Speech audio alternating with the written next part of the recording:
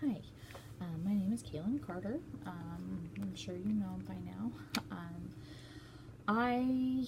This is for Peer Support 3, the interviewing someone who's experienced loss. I talked with a friend of mine who had mentioned in the past that she had had a miscarriage, and we kind of talked about it a little bit a while ago, but I asked her if she would be willing to talk more about it for this interview. And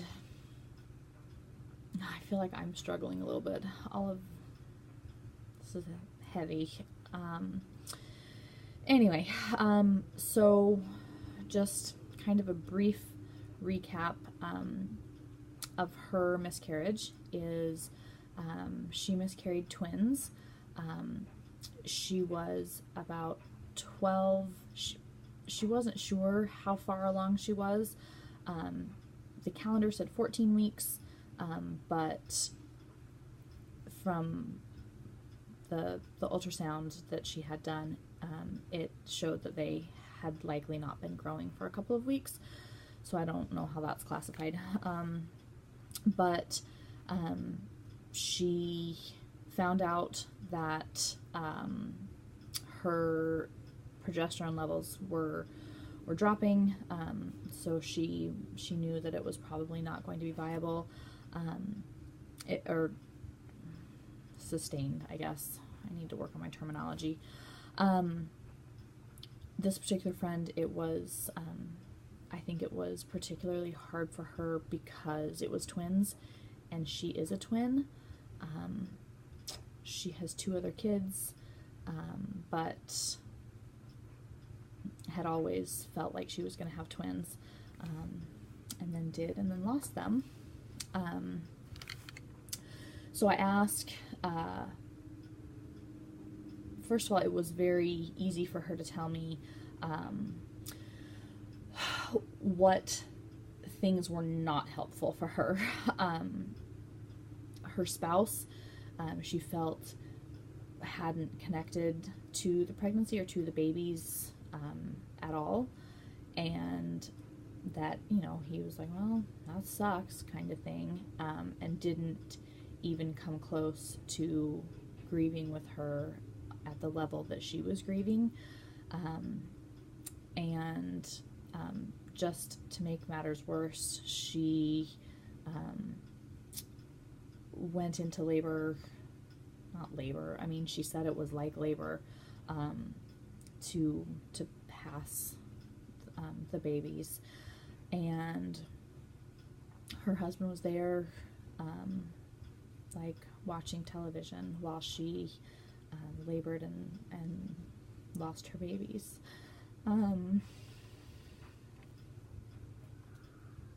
Maybe this is one I shouldn't have made a video for. So that was the very least helpful thing that could have happened, and that really, she said that really affected her relationship, and caused just major marital stress for a couple of years, and it sounded like there was still some things there, and for her, her mom reacted very poorly, and she had always kind of had a poor relationship with her mom, and that pretty much cemented it, and a lot of people didn't know, and she said for her personality that was easier for her, that she wanted to talk about it, but with very few people, and she said she had hoped that it would be easy to talk to her twin about it, but found that wasn't the case. She wasn't sure why. She didn't know if it was because it was twins or what exactly. And she said for her, first of all, I was kind of surprised because I felt like there was really a lot of things that she wasn't saying, and I think there was a lot of things that maybe she hasn't quite come to terms with, or something. I'm not really sure, and that's fine. I had asked to talk to her. She didn't offer, which, like, she was fine with it. It was fine. But and one of the other things that she struggled with was, she said she's always kept in the back of her mind how old her babies would have been, and it's always a little bit triggering when she realizes that a friend has a child the same age, and that she's able to watch that child grow up, and that she didn't get the opportunity with her babies.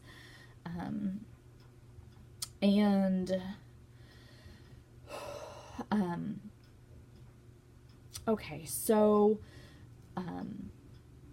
this experience, this class, just this segment on miscarriage and loss, my practice, I definitely, my future midwifery practice, I definitely see how important continuity of care is, and just making sure that people have the support from others and from you as well, if that just means, touching base, just staying in contact, I think. And it has also been my experience that listening is, it sounds so simple, but a lot of the times it's really what people need. And validating their grief, and I have kind of gotten stuck in, I'm not sure what to do with my feelings in the moment, and the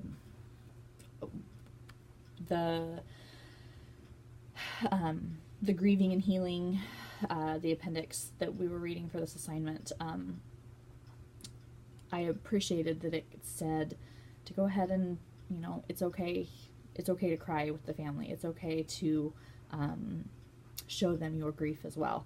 And that was almost kind of relieving for me. I am not one to, and I think it's weird to not show emotion when somebody is telling you these things. And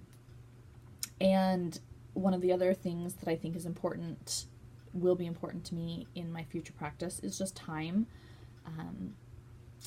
Allowing people to come to things in their own time, and being okay with that. And something else that I've just been thinking about is the importance of talking to both parents, or asking how both parents are, because obviously men grieve differently than women do a lot of the time. And I've wondered after interviewing this friend, how her husband looks back on that now, because of the damage that it created in their marriage. Surely he was feeling a lot more feelings about it than whatever he was watching on television that day. That I kind of wish that I knew what was going on in his head as well. Anyway, so that's my interview, my thoughts. Anyway.